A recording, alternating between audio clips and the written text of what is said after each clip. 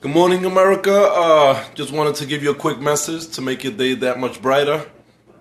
As of today, the stock market has reached an all-time high, and the reason that was good news to me is because of the simple reason that there's irony in the situation, being that the reporters, the journalists, the people doing the analysts, the posters, they all predicted two things. They predicted that one, Hillary Clinton was gonna win, and two, that if by some chance Donald Trump would win the election, that it would cause panic and the stock market would crash.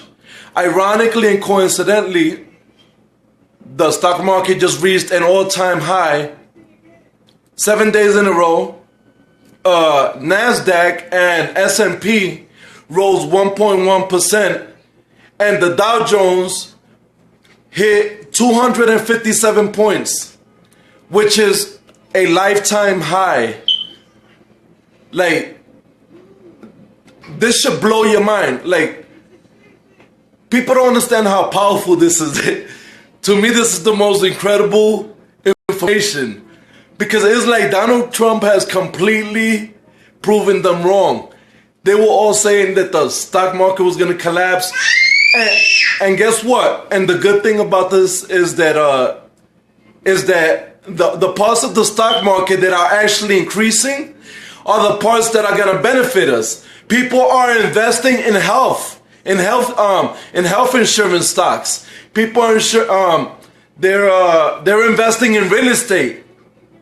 They're investing because they're already predicting what's going to happen in the market because of Donald Trump's policies. And because of that, people are now willing to reinvest in the American stock market. Things are going to get better from here. I decided to share that quick info with you guys real quick because I don't know what the news has been sharing, but I've continued to do my research on Trump. And I'm keeping track with how him winning the election is going to affect the economy and how is affecting socio-political issues and such. But as of right now, like I said, this situation, good morning, Onyx. This situation right here has completely shattered my faith in statistics. I mean, they literally said that Hillary Clinton was going to win, and if Donald Trump won, it would cause panic and the stock market, and it would affect the economy, and the stock market would crash. And everything happened backwards. Not only did he win, but we've reached an all-time high in the stock market. 257 points for Dow, the highest, lifetime highest, the highest it's ever been. This is incredible. You know, and the funny thing is that this all coincides with the mathematics that I was spitting the last time when I said that if you count from the day that Donald Trump was born to the day of inauguration, it was going to be 7 years, 7 months, and 7 days, which is basically in theology and symbolism, that's actually the seal of God. 777. It is an antithesis to 666, which is the number of the devil. So for me to hear all this good news, this is really encouraging because it makes me feel that things are headed towards the right direction. With that being said, as usual, I'm talking to you guys and I forgot about my coffee. I'm sure everybody got things to do. Head out. You know, in a good mood, I'm trying to share some info so that, you know, you guys can enjoy your day and be a little bit that much more informative. What's going on, Clint? Christopher. I don't know if your name is Christopher and you broke it down into a portmanteau or your name is Chris and your last name is Topher. I don't know. I've been trying to figure that out. What's going on, Jeremy? Yeah. People. Exactly. People need to, yeah, and you want to know an email that I've been receiving lately? I've been receiving an email from from CNN and from Democracy Now, stating that, okay, that's good, Christopher. Stating that that the Brexit was going to affect the U.S. economy. And the only reason they're doing that is because they're basically trying to do the same thing that they try to do with Donald Trump. After Donald Trump got elected, the only reason they predicted that it would cause panic and that the stock market would crash was because they're the ones creating panic. It is the media, it is the liberals, they're the ones creating panic.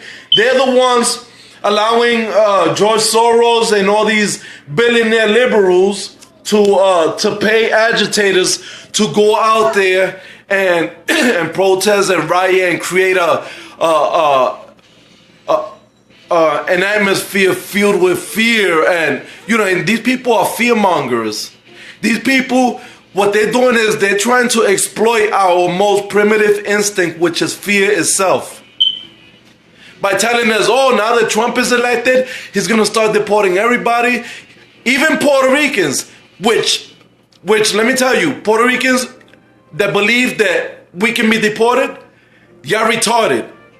First of all, there's something called the Jones Act. The Jones Act was written in 1946, and it was written in order to give Puerto Rico, which is a commonwealth, citizenship. So Puerto Ricans are natural citizens. We can't be deported, you bunch of dumbasses. On a second note, yeah, because abuse. So the Democrats, they over here, they instilling all this fear and all this panic, and they expected that fear and that panic to affect in the economy and to affect in the stock market, and it all backfired. It all backfired because look how well the economy has been doing. A 7-day high. 7-day. And on Wednesday, the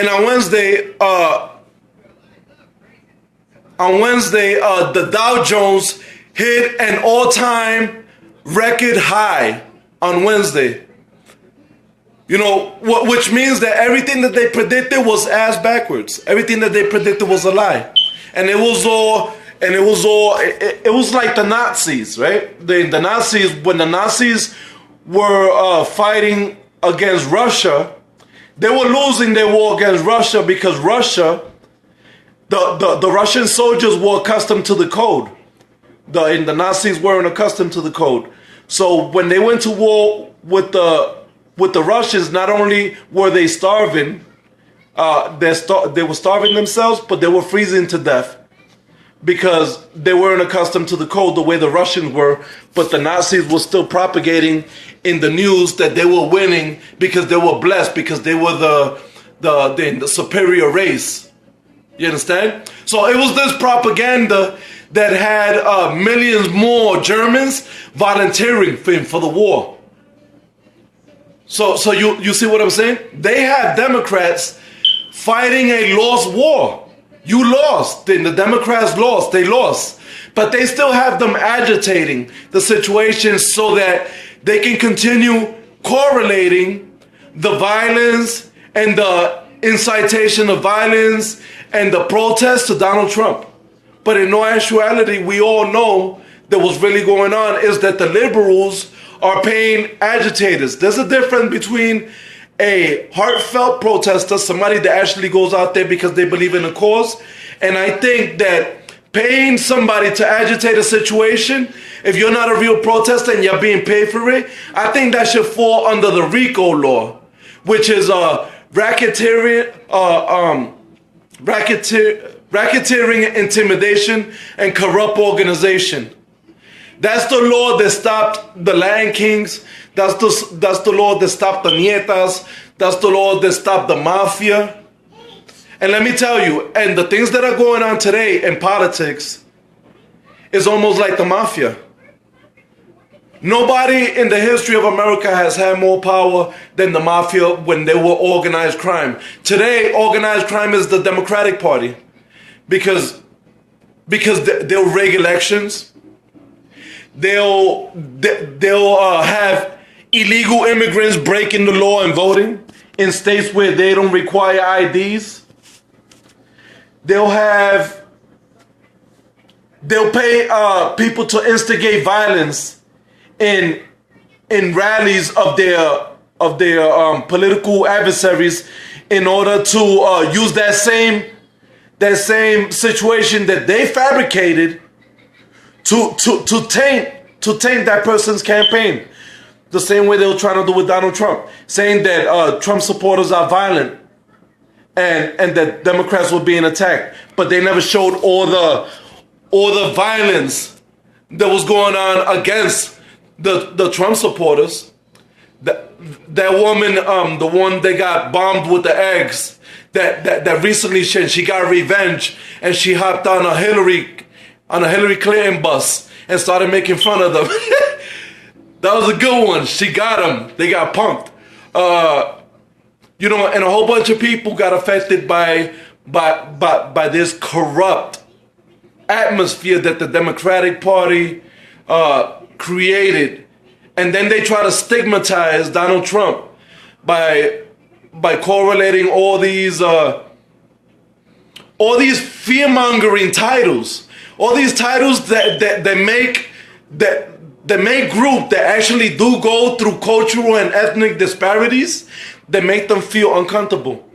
Because ultimately what they do is that they exploit the fact that people fear hatred towards them, so they start using names such as Donald Trump is a xenophobe, a person that fears anybody that comes from any part of that's not America. And Donald Trump is an Islamophobe. They don't say that he's trying to keep Islamic terrorists out. They're saying that he hates Islam and Muslims, which is a complete lie, as you can see, because Muslims in Brooklyn, the Pakistani for Trump group that's out there, Muslims love Trump too, but it's the good Muslims. They have some good American Muslims that are not associated or tied with any corrupt Sharia law-based Muslim groups out here, such as the CARE, which is the Council on American Islamic Relations, and the Muslim Brotherhood. How you doing, Debbie Velucci? It's Velucci, right? In the double C in Italian sounds like a sh sound. But yeah, in the Democrats, they're the new Nazi party. And as y'all seen the other day, I went up to a couple of guys in my area. It was 3 young guys in their early 20s, and I knew that they were writing stuff on Facebook offending Trump supporters. So I said, you know what? Let me go over there and turn this into a fun situation. And while I'm at it, live streaming so that people can see that I actually do go out there and I speak to people who are still rebellious about Donald Trump. And I got it on video, and they even said, well, you know what? If he lives up to everything that he said he was going to do for the economy, I will vote for him next year. And that right there already makes a difference, because I'm already thinking about Donald Trump's second term. I'm no longer worried about this term. This term is gone. I'm not worried about the protesters. That's not my issue. The protesters are protesting because their baby cries. That has absolutely nothing to do with me. That has to do with their parents. Their parents left the bottle in their mouth until they were like 7 years old. And their parents should have stopped the pacifiers. They should have took the pacifier out of their mouth by the time they were 2. But they waited till they were like 11 years old to take the pacifier out. And that's why there's such baby cries. That has absolutely nothing to do with me. I don't allow people's anger to affect me, because ultimately we won. We won. We went out there. We went against the grain. Because remember, the media, exactly.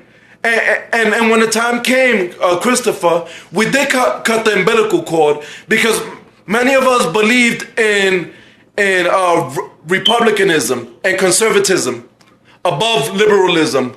But then when we realized that they were actually allies, the elite from the Republican Party along with the elite from the Democrat Party were actually allying against Donald Trump, we no longer felt connected to a political party.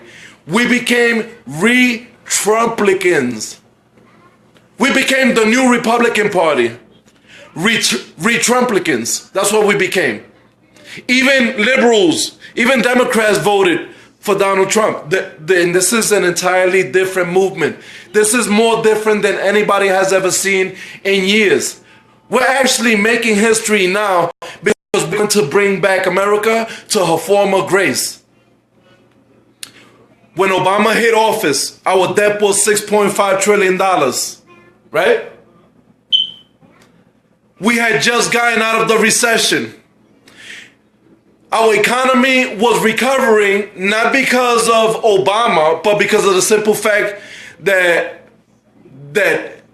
before Obama, Bush had already signed an agreement with the EPA, the Environmental Protection Agency, for hydrofracking. I believe it was in 2004, and that in itself was supposed to guarantee that America becomes a super petroleum power. It wasn't until Obama came into our office that he started re-regulating the things about hydrofracking, using the excuse of climate change and environmental issues and such. This is why Donald Trump is against those specific issues. People say that Trump is anti-environmentalist, but that's not the case. The case is that Obama has used environmental issues to exploit and downplay hydrofracking, which would help us become a super petroleum power, so that we don't be reliant on the Arabs and we don't be reliant on the petrodollar. For those of you who don't know, when we purchase oil, we don't use American dollars. We use something called petrodollars, which is owned by the UAC, I think it's called, the United Arab Oil Council, something like that. They own the petrodollar. We're making them rich. We're indirectly sponsoring terrorism by being unwilling to take a chance with new technology. Hydrofracking is a proven technology that has met the standards for safety, and still Obama keeps regulating, and because Obama and Hillary Clinton are both lobbying for the Arab regimes here in America. Why else would they want to import hundreds of thousands of Muslim refugees to America without screening them and without vetting them? Because let me tell you, there's money in chaos. You don't find money in the cure. Money is in the remedy, in looking for the solution.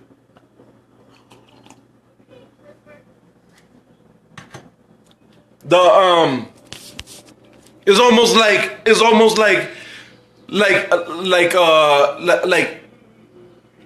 something serious, like let's say a cold, like a common day cold, the flu, or something more serious like cancer.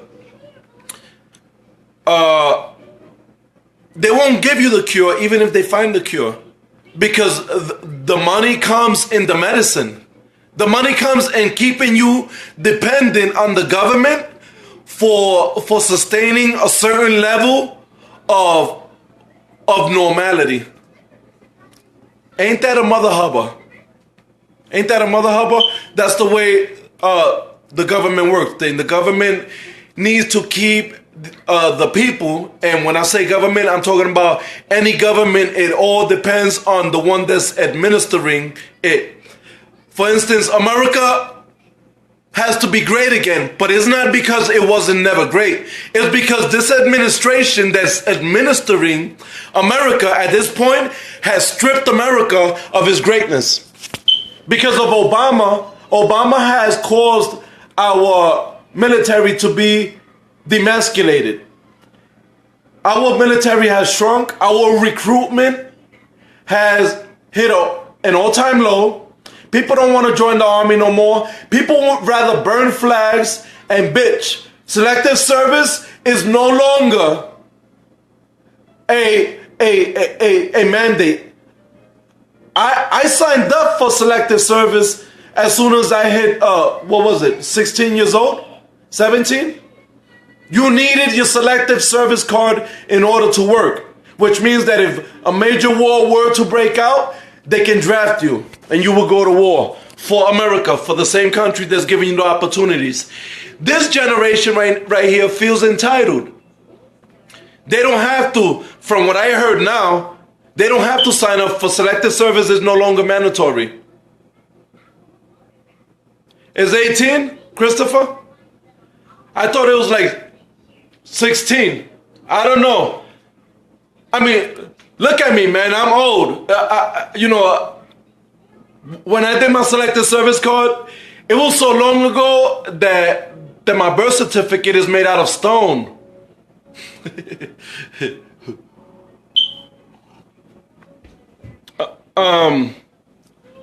But the point being is that this is the reason why kids these days do not have that appreciation.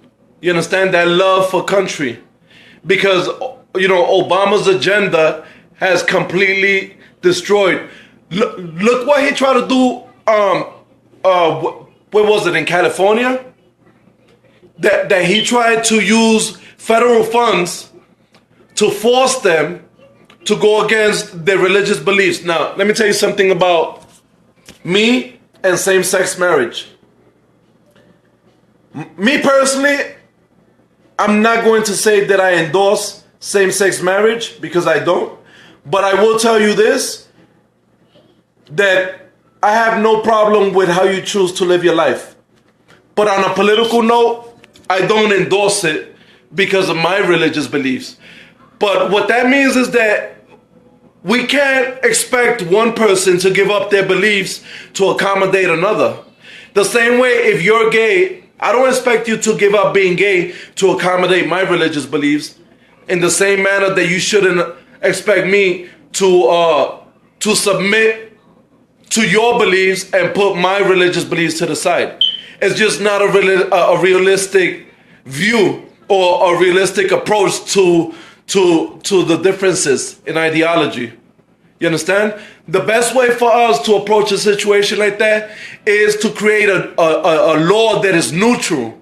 A law that says that one constitutional right cannot cancel out another constitutional right.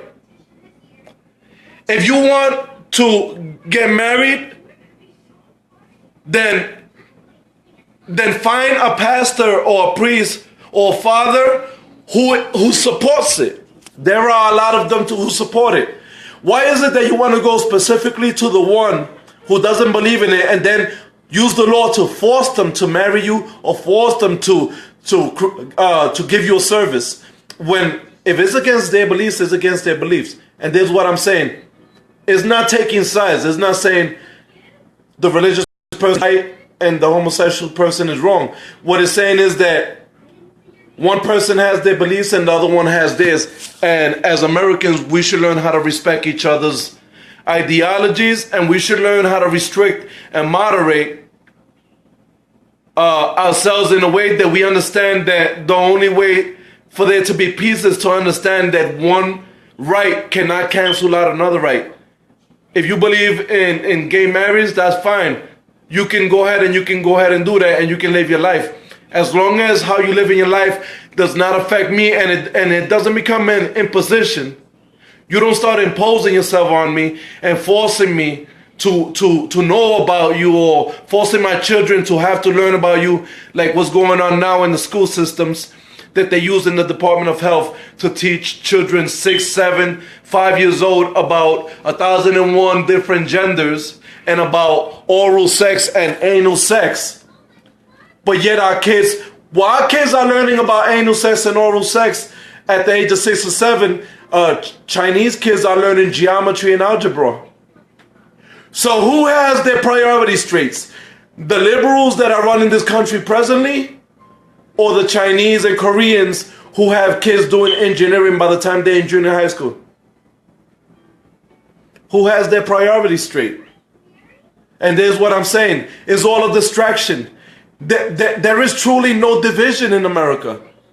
It's all a facade. It's all something that's brought up to stir that primitive fear-mongering reaction from people, where they believe that the end of the world is coming. See, human beings, by nature, we're habitual creatures. So as habitual creatures, we hate change. Anytime you tell people that things is about to change and they're about to change for the worse, people panic. So it's no wonder why the media was already expecting for the economy to collapse and for the stock market to crash. Because they knew that if they continue to fearmonger and paint Donald Trump as a Nazi, that people will panic. It will cause riots and protests. People will be walking out of school, which will in turn affect the school system, salaries, people missing school. Teachers can't do their jobs, obviously. And if the teachers are walking out with the students, guess what? Now the teachers are backed by the union. You can't do nothing about it. They're still using your tax dollars to pay that teacher for her or his ideological view for protesting. It ain't right. It ain't right. We've been doing and the liberal government tends to utilize the American dollar to fund is propaganda, to fund anarchy. Look at what's going on. I've never seen so many black folks killing so many officers at a massive rate. I've never seen it. And this never happened until Obama came into office. Once Obama came into office, now you have that dude in Baton Rouge shooting, 6 officers? That black guy that was from the military, and he was a soldier for the U.S. Army. And he snapped because of the race-baiting rhetoric from the Liberal Party, because of the race-baiting rhetoric from the liberal news media, because of the race-baiting rhetoric from Obama, because of the race-baiting rhetoric of Michelle Obama. The White House was built by slaves. Michelle Obama, can you please be a little bit more specific? Now, for those of you who don't know history or don't know this part of history, the White House did have slaves contributing to the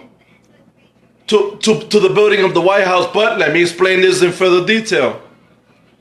When the White House was chosen in the 1790s to be built, the White House was between two pro-slavery states. Pro-slavery states.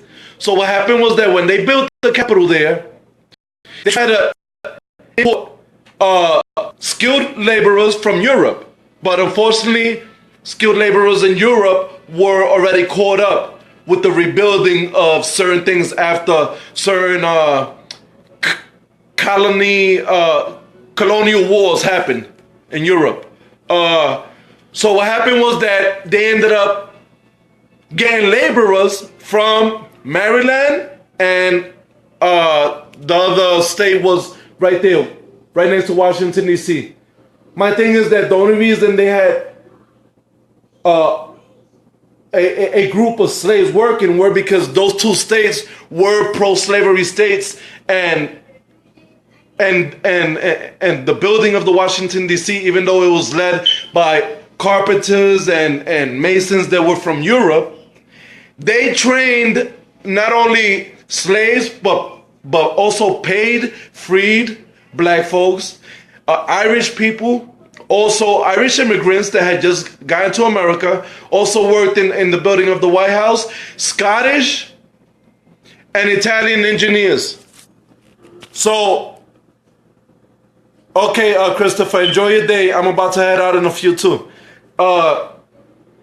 So basically, she can't say that the White House was built by slaves. She can say that the White that slaves contributed to the building of the White House. And this is why I'm saying how you formulate your sentence and how you highlight your information, that's going to determine the difference between whether your information is directly truthful or whether it's been restructured to benefit what it is that you're trying to imply. With that being said, I actually spoke a little longer than expected. I actually wanted to speak like 5 or 10 minutes on the fact that Donald Trump has caused a positive effect on the market and the economy is going to get better. And I ended up getting caught up because of questions from friends, of course, and I thank you guys. But of course, we all got things to do. It's that time of the day. Y'all enjoy your day, and once again, thanks for keeping me a little company. I hope you guys had your coffee because I'm wired right now. All right. Damn, you at it early, Crystal, huh? Yeah, that's good, man. That's good. You know, it's people like us, Crystal. We're the backbone of American society. We're the reason people get to sit on their ass and collect checks. We're the reason illegal immigrants can come to this country and get automatically covered for full health care, while people like us that do work have to cover $2,000, $3,000 before we're even beginning to be covered. How's that for irony? That's what I'm saying. Congratulations. Congratulations. Once again, thanks everybody for checking out this little video, and I hope you guys enjoy your day and stay away from the propaganda and stay away from those videos of the protesters. All they do is mess up your stomach, and then you can't eat a grilled cheese sandwich nice because you just seen some protesters acting like little kids and such. You don't want to damage your day like that. Enjoy your day. Know that the economy is getting better. The stock market hit 600% all-time high. The Dow Jones hit 250 points, the highest it's ever been in his lifetime. And we're on our way to make America great again. And this, my fellow Americans, is going to be huge with a Y. Love you guys. Enjoy your day and stay safe out there. Carmen Perez, ¿cómo está mi hermana? Te quiero mucho. Everybody take care and God bless.